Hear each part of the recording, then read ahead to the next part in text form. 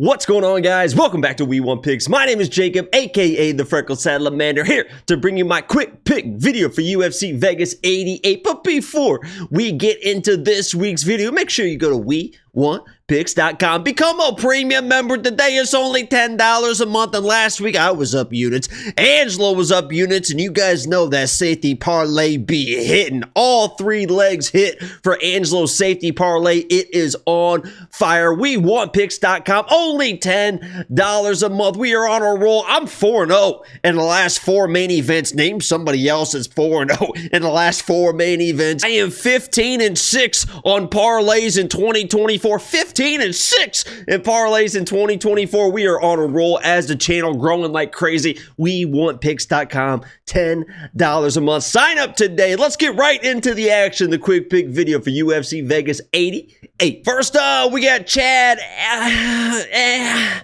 Anheliger, and this one's a rough one.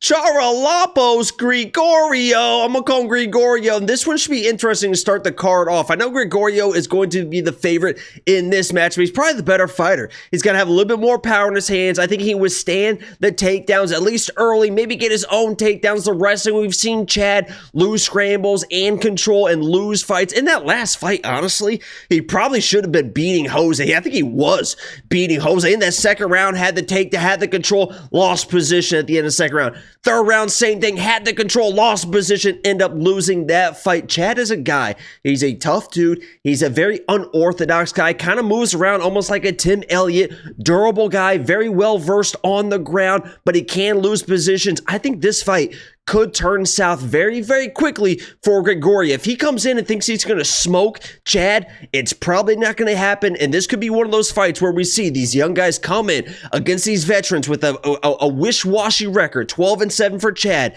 and all of a sudden, the second round, things start turning, and Chad gets a takedown, and he's on top, and Grigoriou is a little bit tired. I'm going to go Grigoriou here, because I do believe he is the better fighter, but I'm not going to be surprised in the slightest if Chad withstands the early onslaught with whatever Grigoriou is going to bring and starts turning this fight around. I think Grigoriou is going to be a tough dude. I think he can still win this fight. He is going to be my pick. But to start the card off, how many times have we seen cards start? And by the way, this card, what a great card, by the way. How many times have we seen cards start off? We saw last week with Joanne Wood, where the underdog, especially the underdog veteran, winning these fights. But I'm going Grigoriou. He's the better fighter. Let's move on to the next one. Cory McKenna versus, I think it's Jaqueline Amorim. Everyone says Jaqueline Amorim, but I think it's Jaqueline Amorim. I think it's a Jaqueline Amorim, and I really want to get it right because Jaqueline, hey, how you doing? My name's Jacob. You know, the Instagram, JT_lines. And this one should be interesting. And listen, if you're Cory McKenna in this fight, I don't know why you want to wrestle. I don't know why you want to grapple. I know that's what you want to do, and I know that you got kind of these short arms, and you're not well versed in the striking. You're going to be the better striker in this matchup. So if you're Cory McKenna, I don't know why you would want to shoot a takedown or go to the ground at all with Jaqueline, because that's all she wants to do in this matchup. And she's got decent takedowns. I mean, okay takedowns. But if she wants to take down Cory and Cory just wants to defend the takedowns and not try to sweep or reverse, I think Cory can defend the takedowns, stay on the feet. But what I worry about is Cory is going to get the takedowns.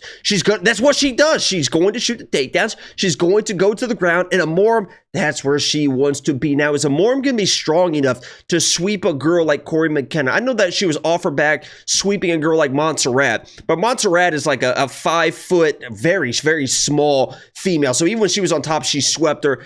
I'm going to Amorim in this matchup because I do believe that Cory is going to shoot those takedowns. It's going to go to the ground, and Amorim technically is a better grappler. But what I don't love is even in that Montserrat fight, obviously you saw Amorim against Sam Hughes kind of folding later in the rounds, and she didn't fold against Montserrat, but started the second round, pulling guard immediately.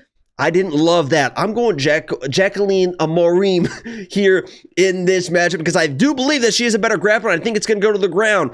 But if Cory just keeps us on the feet or gets out of the first round, Amorim definitely isn't as dangerous in the second and the third round. But her sweeps are nasty. Her grappling is nasty. So I am going to go Jaqueline in this fight. But don't absolutely love it. Let's move on to the next one. Culibao versus Danny. Silva, and I like Josh Culibao, right? He's a fun dude. He's a tough dude. He's almost like a Brandon Royval type of striking, right? Maybe a little bit more power than Royval. He's a little bit bigger guy, but it's just kind of that dynamic, rangy, in and out. And if he fights this fight the way that he wants to fight this fight, which is just like in and out and pop and back, and he's popping and maybe mixing a clinch exchange, and then he's back out, he can win this fight. Is the favorite to win this fight. I mean, it was a minus 200 starting to come down now, but I'm telling you right now, as tough as Josh Culibao is, and as good as he is dynamically in and out with that striking, this dude does get hit. And not only does he get hit, but he gets hit in the pocket. And Danny Silva is very good at interior boxing. This dude is very slick with his boxing. He's not an in and out style. So this is a clashing style of fight. Danny is a plot forward, heavy on his feet, not like crazy footwork, but he was planting his feet and he is slipping and ripping to the body and wants to box you. And if he pressures Culibao and gets him against the fence and he starts ripping those shots, he can hit Culibao. And when people say that you're tough, that means you have shown toughness. You have shown you can take shots, which means you are showing that you are eating shots. And I believe in this matchup, I love Josh Culibao, but I think that he's going to get walked down against the fence, and Danny is going to let go those hands, and Danny has power in his hands, and he is also a tough dude too. That last fight in his, I think it was a Contender Series fight, he almost had an early knockout, and that pressure was crazy, and that dude did not stop, was eating shots, and boom, boom, firing right back. I love Danny Silva. I like him in this matchup versus Culibao. I fully respect Josh Culibao, and I know this isn't going to be like a favorite pick or be like, oh my God, but the odds have come down. I think there's a reason for that. Danny Silva, I think, is going to be the pace, the pressure, get in the pocket, and once they're in the pocket, standing toe-to-toe, nose-to-nose, I do love Danny Silva in that type of fight. Let's move on to the next one. Thiago Moises versus Mitch Ramirez, and this is a short notice replacement. Mitch Ramirez coming again against Thiago Moises, and this should be pretty cut and dry, man. Mitch Ramirez, 8-1. You're going to see the record. He is a big, beefy dude, but with all that beef, with all that muscle, he's a little slow. And when I watch him strike, I think he's just going to be a little bit too slow for a guy like Thiago. Thiago is, I cannot believe, when I think of Thiago, if you ask me how old he was, I would say like maybe 33, 34, maybe even 35. Guy's only 28. He's still a kid, which is kind of crazy. He's going to be heads and toes above Mitch on the ground if he wants to get it there. But even then striking, I think it's going to be way faster, way more dynamic. The odds haven't dropped for this fight yet. I have to assume that Thiago is going to be like minus 500, something like that. He should win this fight. He should be a pretty safe parlay piece, especially if you can grab it early. I know they sometimes lock the parlays. You can't put money lines in a parlays when they first open. They wait to see what the line does. But if you can grab Thiago, he should be a good parlay piece in my mind. Let's move. I'm going with Thiago. It should be short and, I mean, pretty easy breakdown there. Let's move on to the next one. Day versus Jafel. I keep saying Fialo, but it's Filho. We'll say Filho versus O'Day. And listen, O'Day, I was a big O'Day guy. I thought he was going to beat Manel Kopp. He's a very dangerous dude. But at some point, I think that O'Day just isn't who we want him to be. Anytime he can out-wrestle a guy, he's going to win those fights. He can out-wrestle people that don't know how to wrestle, and he has good control, and he can do stuff like that. And anytime somebody doesn't really have really offensive striking, he can sit back and wait for those power shots in the striking. But a guy like Filho, who is so dangerous on the ground, and O'Day has shown he really hasn't carried power lately in his fights. I know Filho was nearly put out in his last fight with those body shots, and he does swing wild. And I think that O'Day is going to be live for a knockout. And if you're going to play O'Day, I think you probably play him live for a knockout, because if he starts wrestling against Filho, he's just gonna run into issues. You saw that against Asu. He was getting taken down. He was getting reversed against really high-level grapplers. And Filo's not a great wrestler, but a grappler with his sweeps, he is very high level. So if O'Day starts messing around on the ground, he's gonna lose those scrambles. O'Day's got to sit back, pick his shots, hope Filho misses some takedown attempts, starts getting wild with the hands, because he will get wild with the hands. And if you're O'Day, it's straight shots, right? You're not looking for wild shit, because Filo's coming with the wild shit. Just looking straight down the pipe, right? You're right here. When he's coming wild, you're right down the middle with something, and he could be live.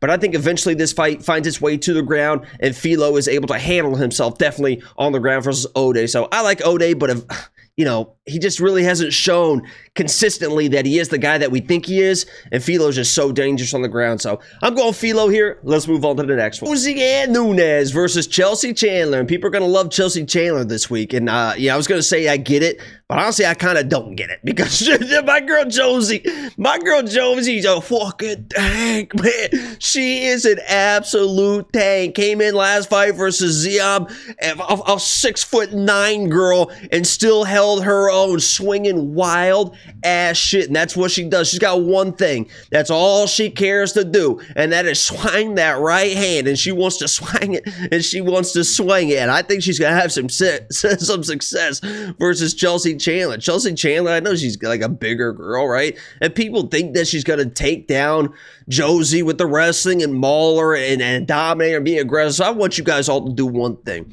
If you don't have a bowling ball, if you don't own a bowling ball, I know it's kind of a Midwest thing. I don't have a bowling ball, but if you want to bowl against me, you're gonna get fucking smoked, right? I mean, I think my best ball is 225, 230, something like that. I don't even bowl consistently, but I'll fucking smoke all of you. Most people have bowling balls. If you don't have a bowling ball, order a bowling ball before it gets here on Saturday. Put that bowling ball in your living room and try to fucking bully and take down a bowling ball. Right? Go into your living room, put down a bowling ball, and try to tackle a bowling ball, try to kick a bowling ball, try to punch a bowling ball, try to take down a bowling ball. You can't fucking do it because it's a fucking bowling ball. That is Josiane Nunes. She's just a fucking bowling ball. Now imagine if that bowling ball had a right hand and was just swinging it around like crazy. That's Josie, man.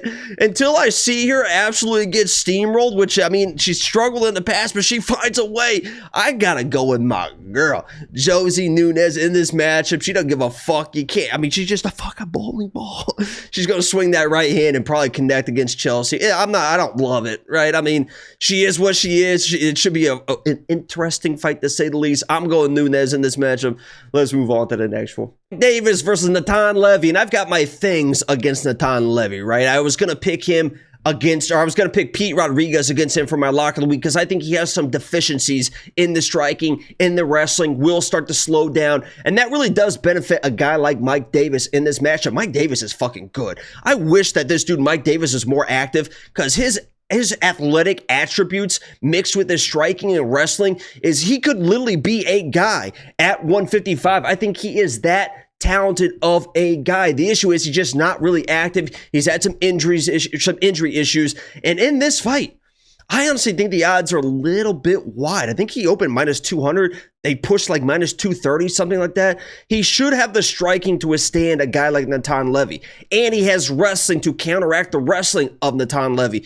But there are times where on the feet, if he's not wrestling, Mike Davis is just kind of stopping and staring at you. And if this gets to a point where, let's say, Natan is stuffing some takedowns and this turns into a striking matchup, this could turn into a very close fight because Mike Davis, as good as he is with you'll see he's slipping shots and he can counter strike. But at times, he will go 30, 40 seconds where he's just bouncing and not throwing strikes. And that turns into very, very dangerous in decision fights, especially if he's shooting takedowns, not getting them, looking desperate, and then he's not striking on top of it. Because I know Natan Levy, he will kind of slow down a little bit, but he's not a bitch. He's not a pussy. He's going to be there. He's going to be fighting. And Mike Davis is the better fighter. And he's a more well-rounded fighter, and he should have everything covered that Natan Levy is going to bring him. But there's those moments in fights where I'm like, Mike, and that's hard, right? If you're betting a minus 230 to have those moments where you're like, you gotta throw something, Mike. You know what I mean? You gotta throw something, Mike. So I like Mike. I'm picking Mike. I have money on Mike, but I guarantee late in the second round, there's going to be moments where you're like, yeah, Mike won the first, and, he kind of got it down in the second, but what are we doing here, Mike? So I'm going Mike here. I think the odds are a little bit wide, but he should be able to get it done. Let's move on to the next one. Main card time, and what a doozy we've got for you today. UFC Vegas 88 main card. Opening it up, we've got the veteran Gerald Meerschaert, GM3 versus Bryan Barberena on one of the greatest main card openers I've ever seen in my life. And listen, I was just talking about Mike Davis minus 230. What about Gerald Meerschaert minus 230? Who the fuck is betting Gerald Meerschaert minus 230 against Bam Bam. I understand Bam Bam. Oh my God, he's been submitted. And he's been submitted, what, 2 of his last 3 losses, something like that. Gerald Meerschaert submits dudes. And Gerald Meerschaert, to his credit, looks decent when he's not fighting people that can knock his lights out. And anybody that can knock his lights out typically does knock his lights out. And good for him, Bryan Barberena is not one of those guys. He's more of a TKO type of gentleman. But Gerald Meerschaert is also one of those guys, just kind of very slow, very methodical, has underrated power in his hands, but he is a grappler. He wants to grapple, but he doesn't really have good takedowns. This is going to come down to Gerald Meerschaert hoping that Bryan Barberena comes in aggressive, boom, boom, boom, all this crazy volume, slows down a little bit, there's a wild scramble, and then Gerald can hopefully get the fight to the ground, get his back, and hopefully choke this guy out. But Bryan Barberena is a tough dude. He is a durable dude, and this fight is just like, I would stay away from this one completely. If you want to take the plus money odds on Bam Bam, I get it, because Gerald is a hard guy to trust. If you are putting money on minus 200 for Gerald, minus 230, you're putting Gerald in minus in parlays. God bless you for it.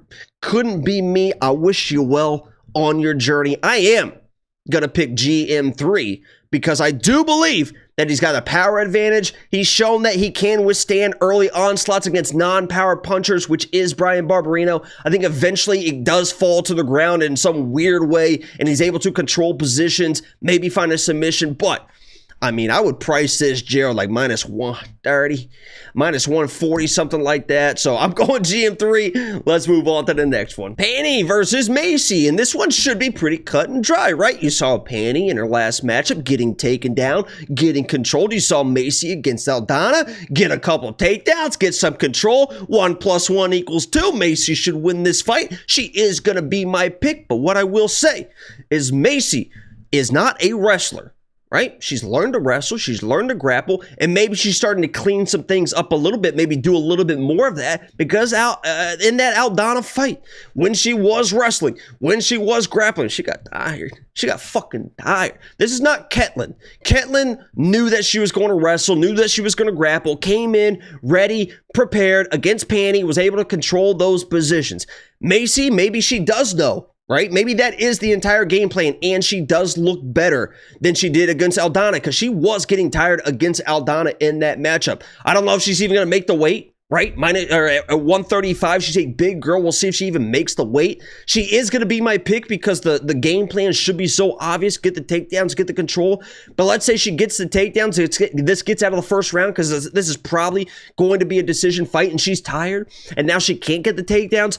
This is a very, very close fight because Pannie is a good striker. Macy isn't the best striker in the world, right? She's long, she's rangy.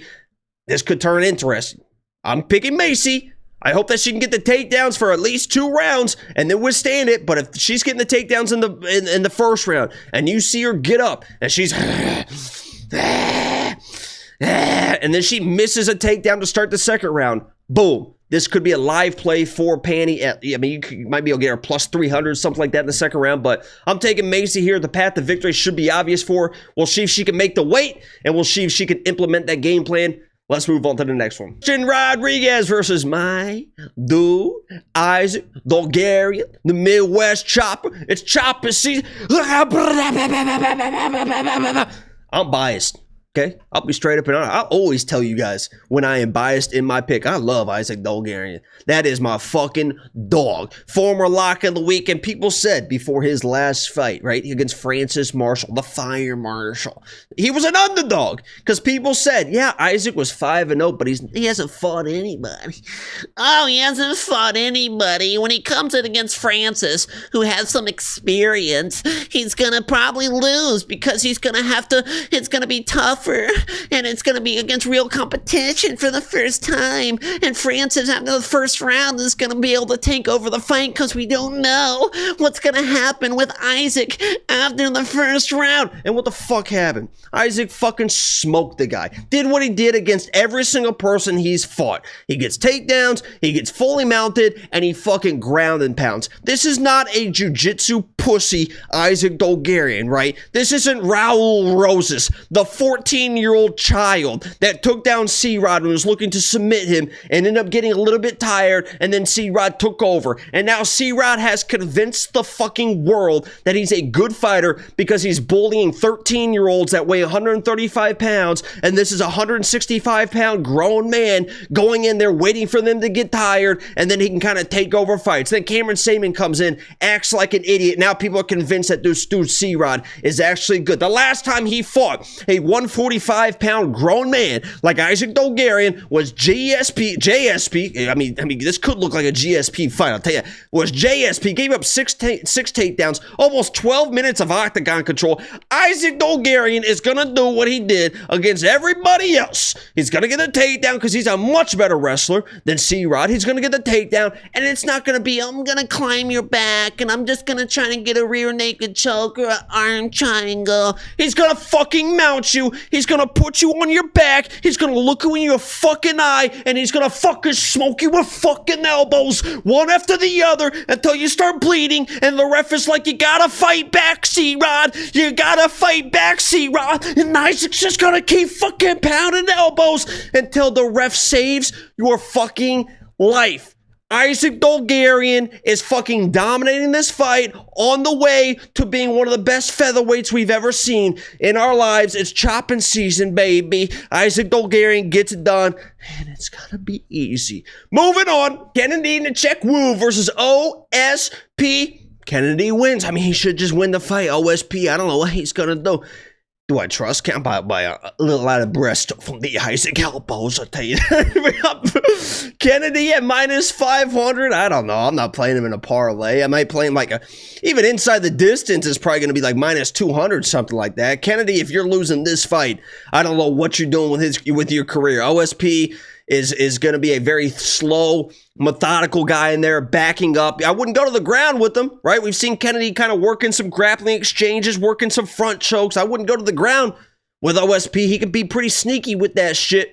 Keep your range, long range distance, pop, and it should be easy for you.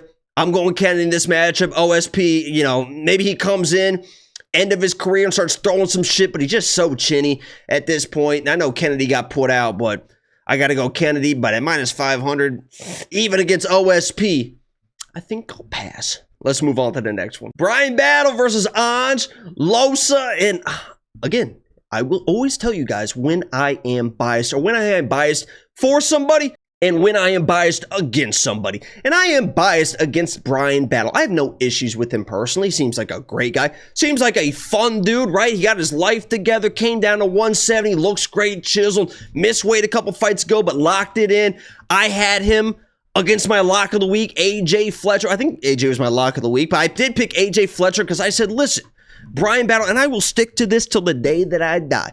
Bryan Battle, at his core, is a jiu-jitsu nerd. And there's nothing wrong with that, but that's what he wants to do. He wants to grapple. He wants to get on your back. He wants to choke you out. That's what he does best, and he's very good at that. But that is what he is at his core. He will strike. He is a tough dude, right? I picked my words carefully because he's not a jiu-jitsu pussy, right? There's a lot of jiu-jitsu pussies who that's all they can do, and they can't strike, and they can't take a shot. That's not Bryan Battle, so don't get it confused here, but he wants to be jiu-jitsu. That's what he wants to do. He will strike. He's shown he's got power, but he's shown that he does eat shots, right? And both of these guys eat shots. Eat shots? Both of these guys eat multiple shots. They eat shots. Ange has shown he can get not put out, but get hurt as well. So this is what I say about this fight. I believe that Ange is the more complete fighter. He's got wrestling. He's got striking. Both these guys can be chinny, but they are tough in the way that they get hurt, right? You saw Bryan Battle in the last fight, drop to a knee, fine. Ange has been like loosey-goosey running around and been fine. I think Ange is going to have the power advantage, the striking advantage as far as technical striking, the wrestling advantage, and should be able to hold his own in the jiu-jitsu unless he gets hurt first, which I don't think he is. The over-under on this fight is 2.5. The under 2.5 is like plus 185. I think that's pretty good value because both of these guys are getting hurt in fights. They're both getting hit. They're both getting hurt. Ange as well will start slowing down as the fight goes on. So if he's starting to get hurt in the second round, I think Bryan can kind of take over this fight and maybe find a submission win. My play for this is under 2.5. I think that's the best play. I think this is too close to call. I'm going Ange Losa in this fight because I do think he's the more technical striker, has power, can maybe mix in the wrestling and withstand the jiu-jitsu of Bryan Battle. Again, I'm a little bit biased against Bryan Battle. Nothing against him personally, but I just feel like at his core, he's just kind of a jiu-jitsu nerd, and eventually he's going to get really caught in the striking. If somebody's going to really catch you, AJ almost did it in the last fight. If somebody's going to really catch you, it could be a guy like Ange. Ange can be a little bit, low volume at times. But I'm going Ange. I don't love it. I do like the under 2.5. We'll see how it plays out. Both these guys have shown toughness. But when you get two guys sometimes that are tough because they're getting hit, sometimes one wins out on that toughness war. I'm playing the under 2.5. WeWantPicks.com. Become a premium member, $10 a month. I kind of just gave you one for free, so you might as well just sign up for the rest. I'm 15-6 on parlays in 2024, and I got a couple lined up already on the card. Let's move on to the main event. In time, we got Tuivasa versus Marcin Tybura, and I understand either argument for this. I understand either argument. Right, if you want to talk about Tybura as the more technical striker, durable guy, can withstand the heavy shit from Ty and take over, I get that. If you want to say that Tai Tuivasa is going to come in and he's only lost to really good guys, right? Sergey got knocked out by Sergey, just fought a 6'12" Volkov and lost that fight, but he's kind of beat everybody else. I understand that argument as well. I am 4-0 in the last main events. I don't know if anybody's done that. Right? We had Ilya, Brandon Royval, Biggie Boy, and last week, Sean O'Malley, 4-0 in the last 4 main events. I want to go 5-0, so I'm going to be very careful in this pick. I got to go with my guy, Tai Tuivasa. Bam, bam, baby. I got to go with Tai Tuivasa. I think that Tybura is going to get in a firefight. If there's a firefight, I got to trust Tai Tuivasa. And even if he doesn't get him out early, I think the toughness and actual striking of Tai Tuivasa is a little bit underrated, right? I know he got picked apart eventually by Gane, but he still was landing some decent combinations even late in that fight. Do I expect this to go all 5 rounds? No. It's minus 1,400 or something for fight. Does not go the distance.